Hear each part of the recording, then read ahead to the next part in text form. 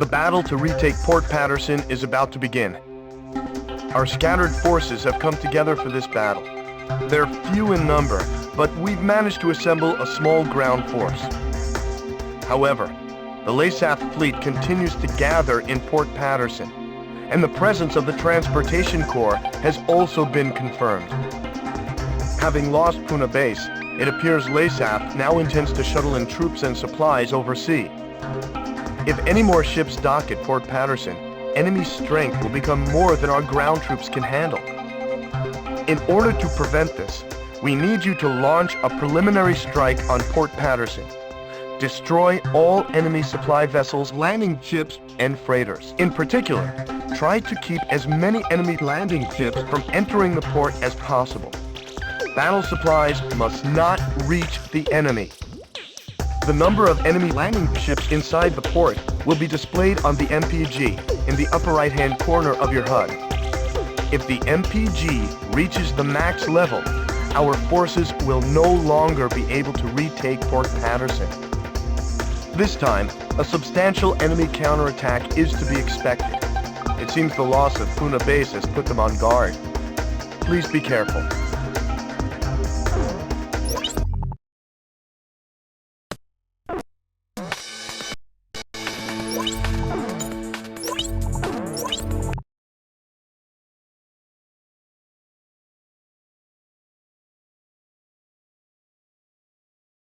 Griffith 1, you are cleared for takeoff.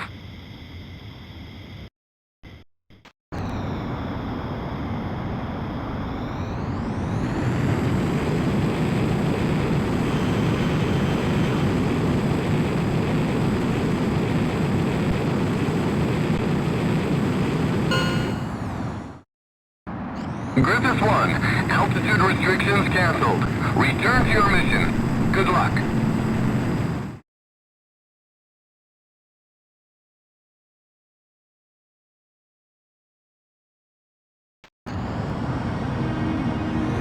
To Griffith 1. Check your MPG on the right side of the HUD. The MPG will display the number of landing ships from the port. Please pay careful attention to the MPG during this mission. So, you're Griffith 1, huh? I'm Major Burton, Ground Force Commander. Landing ships within the enemy fleet.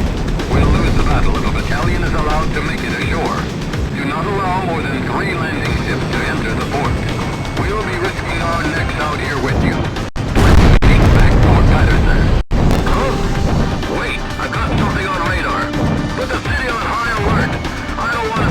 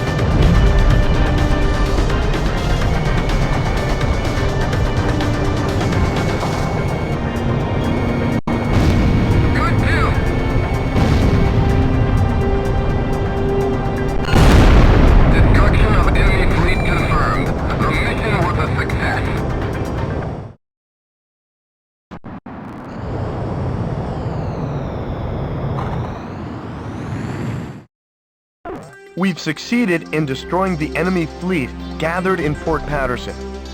Our ground troops scored a major victory by using the chaos caused by our attack to storm in and secure the port. We freed Port Patterson from the hands of the enemy. It's still kind of hard to believe.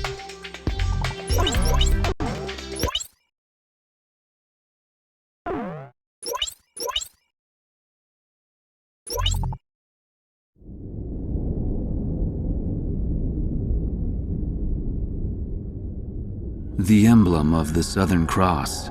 It was on that very day that the aircraft bearing the mark of the Southern Hemisphere brought about the defeat of Laysath forces. But the story barely made the news, and the Army showed no apparent reaction. Almost nightly, Laysath's commanding officer, Diego Gaspar Navarro, plays host to grand banquets within Gaius Tower. This evening, he is once again proudly trumpeting the glory of his airborne fortress. I've heard the speech so many times, it feels like I wrote it. Which, in a way, is a good thing, because it lets me concentrate on enjoying the food instead. As I gazed out the window at the night sky, I felt as if even the phases of the moon were somehow at odds with those of the Northern Hemisphere. The words of a fellow reporter, who fancied himself a connoisseur of fine wine, really got me thinking about the price of the glass of wine in my hand. One glass of it is roughly equivalent to several years of a Laysathian citizen's salary. Haven't the long years of civil war left Laysath an impoverished and war-torn nation? Whatever the case, much is unclear about the flow of money in Laysath. Ever since I arrived here, I've only covered stories the military had approved. However, this particular mystery just might be worth investigating on my own. The idea was nothing more than the product of an idle mind. At least at the time.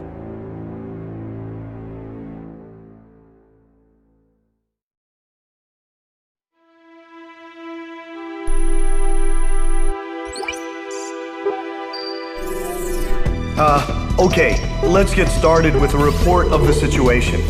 I think our best option under the circumstances would be to head towards Santa Elva. Santa Elva is a strategic location that we have to pass through to get to the capital, Griswold. However, there are several other strategic points on the way to Santa Elva. Which points you choose and in what order you do so is up to you. It looks like your decisions will affect the course of this battle. I know it's an immense responsibility, but there's no one else to count on. We're relying on you to get us through this. It appears that the enemy's Miller unit is gathering at Kings Hill. It looks like they're trying to take back Port Patterson. I wonder what they're up to. Next, we have reports that the Allied Davis unit is cut off at Stand Canyon. Gleipnir took off from Puna Base and is currently standing by at Terminus Island. With the long strike range of the Gleipnir, there's not much our forces can do. It appears that the enemy is moving towards Stand Canyon to eliminate our remaining forces. We'll need those remaining forces in our attack on Santa Elva, so I think we should probably send help. If left alone, they'll be helpless against the aerial fortress, just like what happened to us at Cape Aubrey. Also, Santa Elva is a key location for the enemy, and I think they'll concentrate their forces there. We'll have major problems if they send in their aerial fortress. I'll give you more details once you decide on a route. Please tell me which route you plan to take.